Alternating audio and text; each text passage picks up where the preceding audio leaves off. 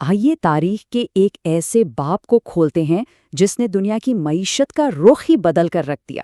یہ عظیم کساد یعنی the great depression کی کہانی ہے۔ یہ صرف ایک تاریخ نہیں ہے، یہ ایک یاد دہانی ہے، ایک ایسے دن کی جب مالیاتی دنیا کا آسمان زمین پر آ گرا تھا۔ ذرا تصور کیجئے کہ کوئی صبح ایک امیر آدمی کی حیثیت سے اٹھے اور شام تک اس کے پاس کچھ بھی نہ بچے۔ یہ لاکھوں لوگوں کی حقیقت تھی، تباہی اتنی تیز تھی، اتنی مکمل۔ یہ وہ سوالات ہیں جو آج بھی اتنی ہی اہم ہیں جتنے اس وقت تھے۔ تو آئیے اس تباہی کی جڑوں تک پہنچتے ہیں اور دیکھتے ہیں کہ ہم اس سے کیا سیکھ سکتے ہیں۔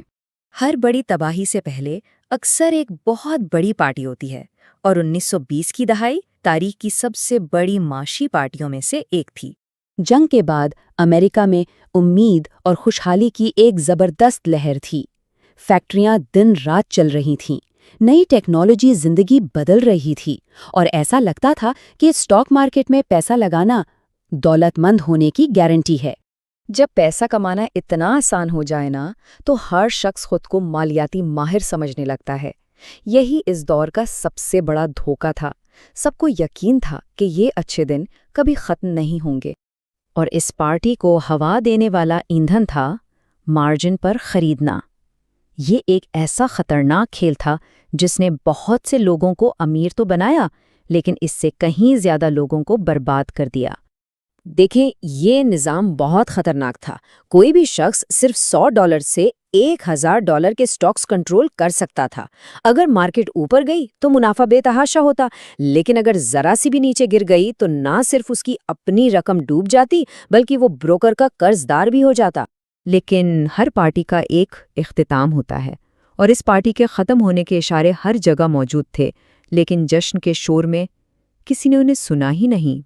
یہ اس دور کے سب سے بڑے تضاد کو بہت اچھی طرح واضح کرتا ہے۔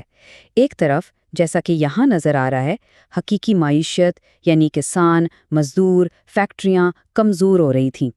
دوسری طرف وال سٹریٹ پر سٹاک کی قیمتیں حقیقت سے کوسوں دور آسمان سے باتیں کر رہی تھیں۔ یہ ایک بلبلا تھا جو بس پھٹنے ہی والا تھا۔ اور پھر وہ چنگاری بھڑکی جس نے سب کچھ جلا دیا۔ فیڈرل ریزرو نے شرح سود بڑھا دی، جس سے قرضے مہنگے ہو گئے۔ آسان پیسے کا دور ختم ہونے لگا اور لوگوں نے پہلی بار گھبرانا شروع کیا۔ اب ہم کہانی کے عروج پر پہنچتے ہیں، وہ لمحہ جب موسیقی بند ہو گئی اور پوری عمارت زمین بوس ہو گئی۔ یہ تباہی ایک دن میں نہیں آئی۔ اس کی شروعات جمعرات کو ہوئی جب پہلی لہر نے مارکیٹ کو ہلا دیا، لیکن اصل قیامت منگل کو آئی، جسے تاریخ سیاہ منگل یعنی بلیک ٹیوزڈے کے نام سے یاد کرتی ہے۔ یہ وہ بنیادی سوال ہے جو ہر مالیاتی بحران کی وضاحت کرتا ہے۔ جب گھبراہٹ پھیلتی ہے اور ہر کوئی اپنے شیئر سے چھٹکارا پانا چاہتا ہے تو قیمتیں صفر تک گر سکتی ہیں، کیونکہ کوئی خریدار ہی نہیں ہوتا۔ ذرا ان اعداد و شمار کو دیکھیں اور تباہی کی رفتار کو محسوس کریں۔ صرف 2 دنوں میں امریکی اسٹاک مارکیٹ نے اپنی قدر کا 1/4 حصہ یعنی 25% کھو دیا۔ یہ مالیاتی تاریخ کا ایک بہت بڑا زوال تھا۔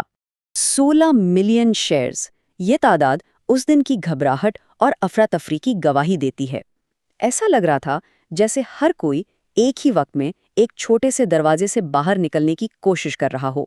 لیکن اسٹاک مارکیٹ کی تباہی صرف کاغذ پر لکھے اعداد و شمار نہیں تھی، اس کی ایک حقیقی انسانی قیمت تھی جو لاکھوں لوگوں نے ایک پوری دہائی تک ادا کی۔ جب مارکیٹ گری تو بینک بھی اس کے ساتھ ڈوب گئے۔ 9000 بینک بند ہو گئے اور ان کے ساتھ لوگوں کی محنت کی کمائی بھی۔